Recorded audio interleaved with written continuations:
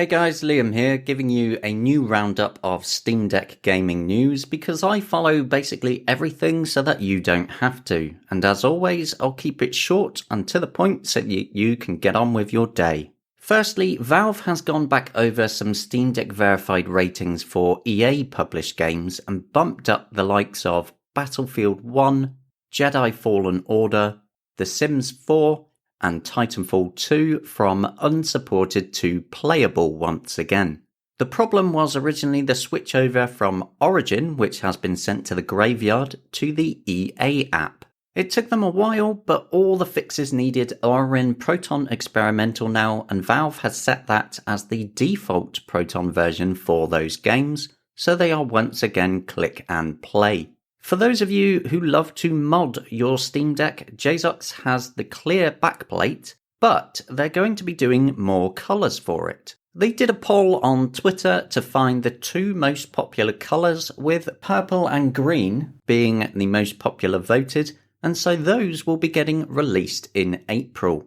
This makes me pretty glad that I actually cancelled my original order for the backplate, as I love the coloured designs. But now I have to pick between them and I'm just completely torn on it. There's also another small Proton Experimental release update that went live on January 23rd, the version of Proton that includes a whole bunch of extra fixes.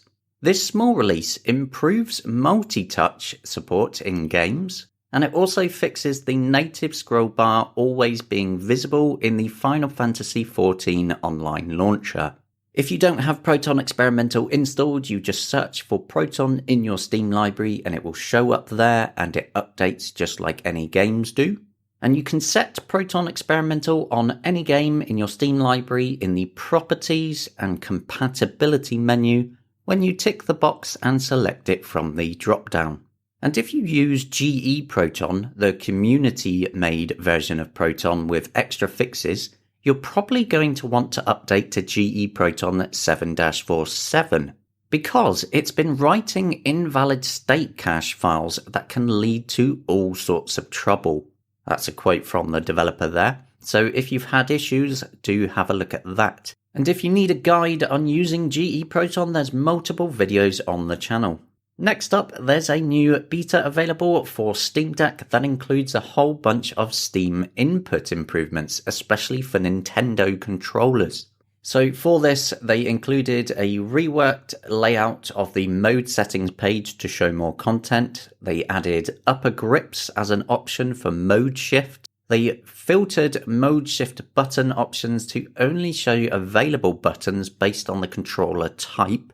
They fixed cord activator options for Xbox and Xbox Elite controller types, an improved layout preview for the Nintendo Switch Joy-Con left-right pair, fixed capture button icon not being displayed for Joy-Con pair, fixed the Switch Pro layout preview not showing the gyro. Nintendo Switch SL and SR buttons now show up as bumpers for single Joy-Cons or grip buttons for a Joy-Con pair. And Joy-Con individual pair gyro now displays and functions properly.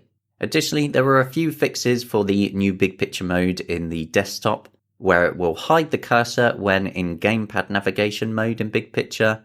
They fixed big picture mode keyboard window not exiting when closed, and fixed an issue with detecting game windows on Linux directly. Finally, the D-brand robots are baiting the Nintendo lawyers once again, as they've released a Switch Deck skin for the Steam Deck that includes the blue and red colorings on each side, and even a sort of blurred pixelated Nintendo logo to stick on the back. And honestly, it actually looks really quite tidy. I wouldn't mind that on one of my Steam Decks. One of D-Brand's robots did tell me over email that they would be sending me a package with it, but I haven't heard exactly on when, so you might see a video pop up on the channel of the skin coming up at some point. That's it for today's news pinch because I am losing my voice. Thanks for listening, and I'll see you later.